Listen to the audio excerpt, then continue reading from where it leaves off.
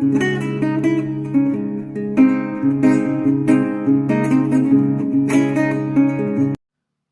साथियों, स्वागत करता हूं आपके अपने YouTube चैनल में। तो नई कविता का सामान्य परिचय लेकर प्रस्तुत हुए हैं, साथ में नई कविता काव्य आंदोलन की विशेषताओं पर भी बात करेंगे। तो एक एक करके पॉइंट से समझेंगे। छठे दशक का काव्य आंदोलन नई कविता के नाम से जाना जाता है। यह नई कविता नाम अज्ञेय द्वारा दिया गया है। तो छठा दशक 20वीं शताब्दी का छठा दशक कौन सा कहलाएगा? 1951 से लेकर 1960। ठीक है साथियों, तो ये छठा दशक हुआ। अगर सातवें दशक की बात करें तो वो 1961 से लेकर 61 से लेकर 70 तक होगा, 70 तक, 1970 तक। ओके, तो ये जो नई कविता नाम है अज्ञेय ने दिया है। ठीक है, सर्वप्रथम अपने एक रेडियो संवाद में अज्ञेय ने नई कविता शब्द का प्रयोग किया। ठीक है, रेडियो संवाद में नई कविता शब्द का प्रयोग किया 1953 ईस्वी से। नए पत्ते जो पत्रिका है कि जनवरी फरवरी अंक से यह संवाद नई कविता शीर्षक से प्रकाशित हुआ था, नए पत्ते पत्रिका में। ठीक है, फिर उसके बाद इसी से प्रभावित होकर 1954 ईस्वी में जगदीश गुप्त द्वारा संपादित नई कविता पत्रिका से नई कविता का आरंभ जो है माना जाता है। कुछ विद्वान मानते हैं कि नहीं, इसको 1953 तक की सीमित माने, लेकिन जब नई कविता पत्रिका आई तो उसके आगे ये आंदोलन चलता रहा। विद्वानों का यही मानना है, बाकी हर किसी का अपना अपना राय है भाई। ओके, तो ये कुछ है भाई। जगदीश गुप्त मुख्य रूप से संपादित करने वाले हैं इस पत्रिका को, लेकिन इसके अलावा राम स्वरूप चतुर्वेदी और विजय देव नारायण शाही भी इससे जुड़े। आगे साथियों अगला पॉइंट पढ़ते हैं। नई कविता में नई शब्द तत्कालीन नवलेखन को अभिव्यक्त करता है। ठीक है, नई को ऐसे नहीं लिखना है, नई को इस प्रकार से लिखना है, ये गलत है। ओके, आगे आगे देखते हैं साथियों क्या बोला जा रहा है कि बच्चन सिंह ने माना है कि दूसरा सप्तक 1951 के प्रकाशन के साथ ही प्रयोगवाद नई कविता में रूपांतरित हो गया। तो डॉक्टर बच्चन सिंह मानते हैं ऐसा। आगे चलेंगे साथियों। जहां प्रयोगवाद में अतिशय बौद्धिकता व प्रयोगशीलता का अतिरेक दिखाई देता है, वही नई कविता एक संतुलित काव्य आंदोलन कहा जाता है। बहुत ही महत्वपूर्ण पॉइंट है, जो याद कर लीजिएगा। अतिशय बौद्धिकता, इसका अर्थ क्या होगा? अतिशय का अर्थ होता है अत्यधिक। ठीक है, बौद्धिकता यानी इंटेलिजेंस उसमें देखने को मिलती है, नए नए प्रयोग किए जा रहे थे।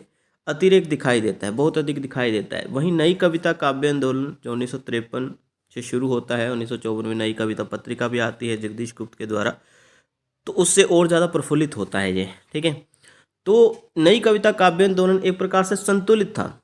इसमें बौद्धिकता भी थी, प्रयोगशीलता भी थी, लेकिन सभी विचारधाराओं को लेकर चल रहा था। ये नहीं था कि भाई इसने मनोविश्लेषणवादियों को अपनाया नहीं, जब प्रगतिवादी कविताएं नहीं लिखी, सब कुछ हो रहा था इसमें बैलेंस।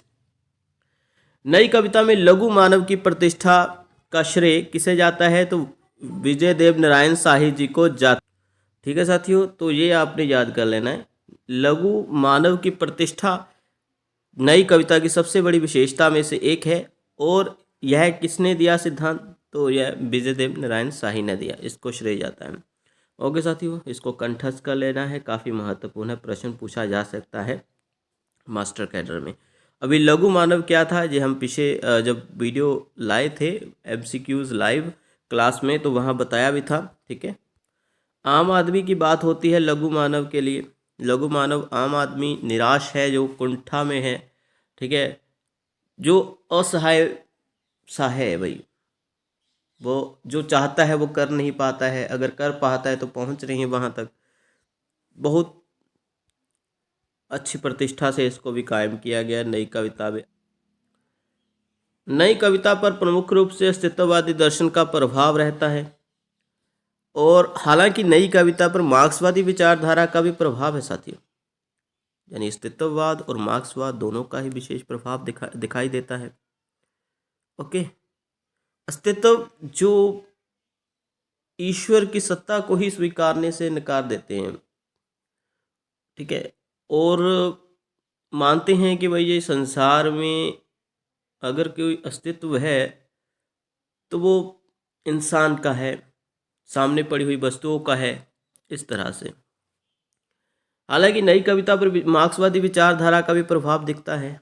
इस तरह नई कविता की दो धाराएं बनती हैं। पहली अस्तित्ववादी और व्यक्तिवादी आधुनिकता से प्रभावित थी जो, और दूसरी मार्क्सवादी का प्रभाव दिखता है। पहली धारा के नेतृत्वकर्ता अज्ञेय और दूसरी धारा के नेतृत्वकर्ता मुक्तिबोध हैं। वो तो सभी जानते हैं, मार्क्सवादी धारा को काफ़ी लेकर चले हैं मुक्तिबोध अपने काव्य में। आगे पढ़ेंगे साथियों कि नई कविता के संदर्भ में विद्वानों के क्या मत हैं। नई कविता प्रथम बार समस्त जीवन को व्यक्ति या समाज इस प्रकार के तंग विभाजनों के आधार पर ना मापकर मूल्यों की सापेक्ष स्थिति में व्यक्ति और समाज दोनों को मापने का प्रयास कर रही है। क्या कह रहे हैं कि नई कविता प्रथम बार समस्त जीवन को यानी व्यक्ति और समाज के इस प्रकार के तंग विभाजनों के आधार पर ना मापकर उसको संपूर्ण तरीके से मापने का प्रयास करती हैं। आगे मुक्तिबोध का क्या कहना है नई कविता के संदर्भ में कि नई कविता वैविध्यमय जीवन के प्रति आत्म चेतस की प्रतिक्रिया है। ठीक है, जीवन में विविधता है। ठीक है, इसी प्रकार नई कविता में भी विविधता है। सभी बात सभी दर्शन इस स्वीकार कर लिए गए नई कविता में, यही कहना चाहते हैं मुक्तिबोध। नई कविता का स्वर एक नहीं विविध है, वैरायटी है इसमें, अलग अलग। ठीक है, आगे साथियों हम रामस्वरूप चतुर्वेदी का कथन लेंगे। क्या कह रहे हैं कि नई कविता में समग्र मनुष्य की बात ही नहीं कही गई, वरन मनुष्य के समग्र अनुभव खंडों को संयोजित किया गया है। और अज्ञेय क्या कहते हैं, नई कविता बुनियादी तौर पर दीक्षा दंश की कविता है। अभी प्रवृत्तियों पर बात कर लेते हैं। विशेषताएं जो मुख्य हैं, भोगे हुए यथार्थ पर बल देते हैं, यानी भोगवाद को स्वीकार करते हैं, जीवन का सत्य है उसको स्वीकार करते हैं। ठीक है, नकारना नहीं है किसी बात को, ऐसा नई कविता की मुख्य विशेषता है। लघु मानव की अवधारणा है, पहले बता चुका हूँ। आम आदमी की कविताएं हैं इसमें। ओके, आगे आधुनिक भावबोध है, आधुनिक जीवन से स्पर्श करती भावनाओं से संबंधित कविताएं। अगली विशेषता कथा की व्यापकता एवं सृष्टि में उन्मुखता है। तो कथा को काफ़ी विस्तृत और व्यापक बनाया गया। अगला है जीवन के प्रति आस्था और उसे भोगने की लालसा भी इसमें देखने को मिलती है। अगला पॉइंट है व्यंग्यात्मक रूप में पुराने मूल्यों की अस्वीकृति तथा नए मूल्यों की संभावना के प्रति आस्था। ठीक है, तो व्यंग्यात्मकता के रूप में पुराने मूल्य की अस्वीकृति है, नए मूल्यों की संभावना के प्रति आस्था दिखाई गई है, यानी रूढ़िवाद के प्रति आघात जो है इसमें किया गया है। अगला पॉइंट है क्षणों की अनुभूतियों का मर्मस्पर्शी चित्रण।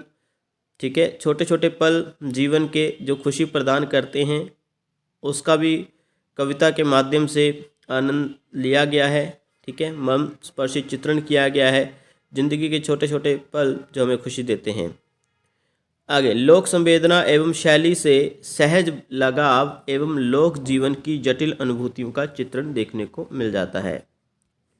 आगे कुछ और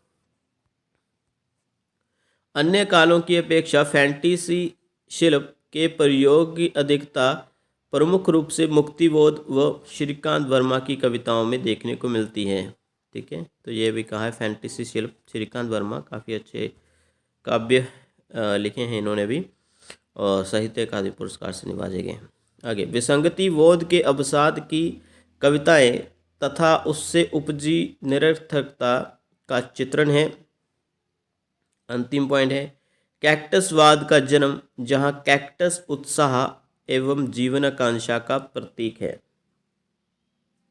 लास्ट वीडियो में हमने ये बताया था कैक्टसवाद जो उत्साह और जीवन जीने की आशा का प्रतीक माना जाता है, किस प्रकार से उसको कांटे हैं फिर भी वो